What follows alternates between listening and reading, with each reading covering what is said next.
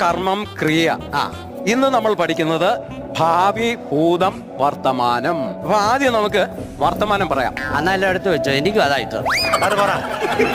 ഇവിടെ ഗ്രാമർ പഠിക്കാം, കേട്ടിട്ടില്ലേ? നടന്നുകൊണ്ടിരിക്കുന്ന എന്തിനെയാണോ അതിനെ സൂചിപ്പിക്കുന്നതാണ് വർത്തമാനം. നടന്നുകൊണ്ടിരിക്കുന്നു. സാറേ എനിക്ക് സംശയം, നടന്നുകൊണ്ട് അങ്ങനെ ഇരിക്കാൻ പറ്റൂ? ഒന്ന് ഇരുന്ന് കഴിഞ്ഞൊന്ന് നടക്കുവോ, ഇല്ല നടന്നു കഴിഞ്ഞിട്ടൊന്ന് ഇരിക്കുവാണെങ്കിൽ അങ്ങനെ നടക്കുന്ന ഇരിയോടെ. അടുത്തത് ഭാവി. അഖിൽ പറയണ ഭാവി പറ. ഭാവി പറ എന്ന് വെച്ചാ വരാനിരിക്കുന്ന കാലത്തെ സൂചിപ്പിക്കുന്നതാണ് ഭാവി കാലം. അപ്പൊ ഞങ്ങളുടെ കുഞ്ഞമ്മയും മക്കളും അതുപോലെ അവര് ഗൾഫിൽ നിന്ന് വരാനിരിക്കുക. ഒരു ഒറ്റ അടി ഞാൻ കാലിന്റെ മുട്ട് തീർത്ത് തന്നാലുണ്ടോ? ശ്രദ്ധിക്കത്തേ ഇല്ലേ? അടുത്തത് പര്യായപദം പറ.